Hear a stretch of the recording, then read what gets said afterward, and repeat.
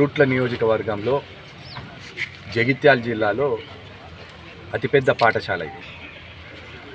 ఇక్కడ చాలామంది చదువుకొని పెద్ద పెద్ద నాయకులు కూడా అయినారు.